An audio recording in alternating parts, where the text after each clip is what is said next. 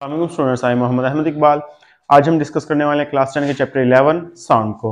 आज हम डिस्कस करने वाले इसके फर्दर क्वेश्चंस को। क्वेश्चन नंबर 10 है।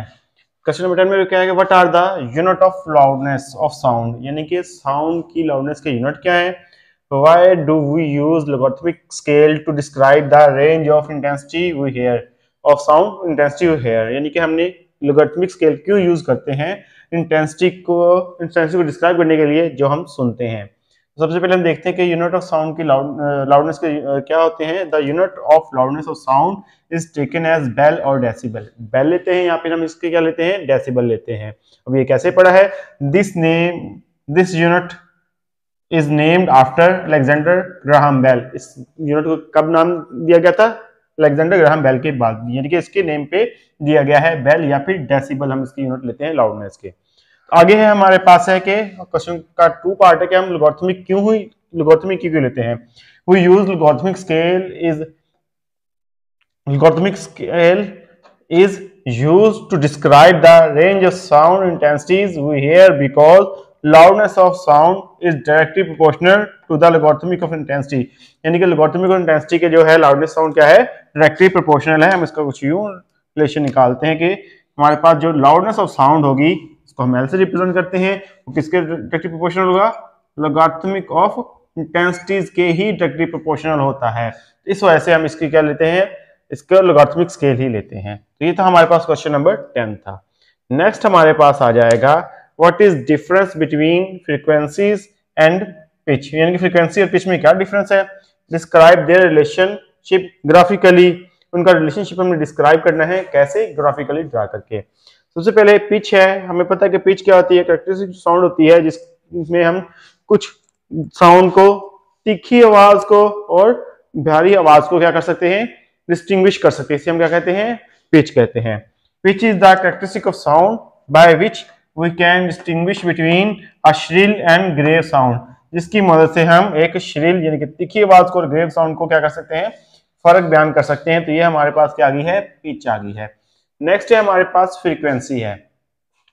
फ्रीक्वेंसी क्या होती है, नंबर ऑफ वाइब्रेशन होते हैं जो हमारे पास है या साइकिल होते हैं एक सेकंड के अंदर, से हम वाइब्रेटिंग बॉडी के से हम क्या कहते हैं, फ्रीक्वेंसी कहते हैं। तो हम कहते हैं कि नंबर ऑफ वाइब्रेशन और cycle of sound wave in 1 second is called frequency, से हम क्या कहेंगे, फ्रीक्वेंसी कहेंगे। ये थी हमारे पास फ्रीक्वेंसी और पिच के दरमियान में डिफरेंस आ गया है। आगे है कि इनका हमने ग्राफिकली रिप्रेजेंट करना है। हमारे पास ये क्या है कि ये हमारे पास एक वेव आ गई है। वेव में देखिए कि हमारे पास फ्रीक्वेंसी क्या है, लो है, यानी कि कम वेव है यहाँ पे हमारे पास। तो हमारे पास पिच भी क्या हो जाएगी, लो हो जाएगी, यानी कि फ्रीक्वेंसी लो होगी तो पिच भी ऑटोमेटिकली लो होगी, क्योंकि ये डायरेक्टली है एक दूसरे के।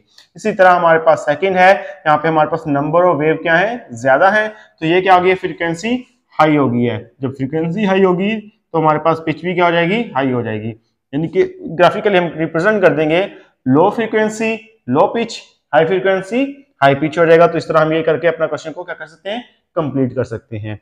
नेक्स्ट क्वेश्चन है हमारे पास है 11.12 है, describe the effect of change in amplitude. हमने डिस्क्राइब करना है एम्पलीट्यूड के इफेक्ट को ऑन लाउडनेस, यानी कि लाउडनेस के ऊपर एम्पलीट्यूड कैसे इफेक्ट करती है, और effect of change in frequency on pitch of sound, और जो फ्रीक्वेंसी है वो पिच ऑफ साउंड को कैसे इफेक्ट करती है।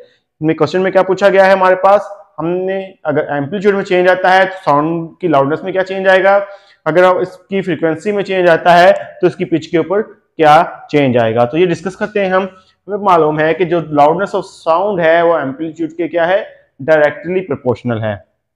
तो एम्पलीट्यूड डायरेक्टली प्रोपोर्शनल है, इसका क्या मतलब हुआ, जैसे ही वाइब्रेटिंग बॉडी का एम्पलीट्यूड क्या होगा, इंक्रीज होगा, तो लाउडनेस भी क्या हो जाएगी, इंक्रीज हो जाएगी। जैसे ही एम्पलीट्यूड इसका डिक्रीज होगा वाइब्रेटिंग बॉडी का, तो वैसे ही लाउडनेस क्या हो जाएगी, डिक्रीज हो जाएगी। तो इस तरह हमने एक्सप्लेन किया हुआ है, the loudness of sound varies directly with amplitude of vibrating body. जो लाउडनेस ऑफ साउंड है वो एम्पलीट्यूड के वाइब्रेटिंग बॉडी के क्या है, डायरेक्टली वेरीज करता है। As the amplitude of vibrating body increases, जैसे ही इसका इंक्रीज होता है loudness of sound also increase, तो साउंड की लाउडनेस भी क्या हो जाती है, वैसे ही इंक्रीज हो जाती है। आगे हमारे पास है कि फ्रीक्वेंसी का और पिच का क्या इफेक्ट होता है, फ्रीक्वेंसी का पिच के ऊपर क्या इफेक्ट होता है। इसमें यह है हमारे पास इसके ऊपर इफेक्ट है कि जैसे ही हमारे पास फ्रीक्वेंसी हाई होगी तो ये पिच भी क्या हो जाएगी, इंक्रीज हो जाएगी। जैसे ही फ्रीक्वेंसी हमारे पास लो होगी तो पिच भी क्या हो जाएगी, डिक्रीज हो जाएगी। यानी कि ये भी क्या है, डायरेक्टली वेरी करती है साउंड के की पिच के। तो pitch of sound depends upon the frequency. जो पिच ऑफ साउंड है वो किसके ऊपर डिपेंड करती है, फ्रीक्वेंसी के ऊपर डिपेंड करती है। अ हायर फ्रीक्वेंसी, एक high frequency means a higher pitch. इसका क्या मतलब होता है, इसकी हायर पिच है। And lower frequency means lower pitch, और लोअर फ्रीक्वेंसी का मतलब क्या होता है, इसकी लो पिच है। यानी कि ये क्या आ गया, ये भी डायरेक्टली हो गया। जैसे ही फ्रीक्वेंसी इंक्रीज होगी वैसे ही इसकी पिच भी क्या हो जाएगी, इंक्रीज हो जाएगी। जैसे ही फ्रीक्वेंसी डिक्रीज होगी वैसे इसकी पिच भी क्या होती जाएगी, डिक्रीज हो जाएगी। इससे प्रीवियस क्वेश्चन में हमने इसको ग्राफिकली भी रिप्रेजेंट किया हुआ है। आई होप स्टूडेंट्स आपको आज का लेक्चर समझ आया होगा। आज के लिए इतना काफी है। अल्लाह हाफिज।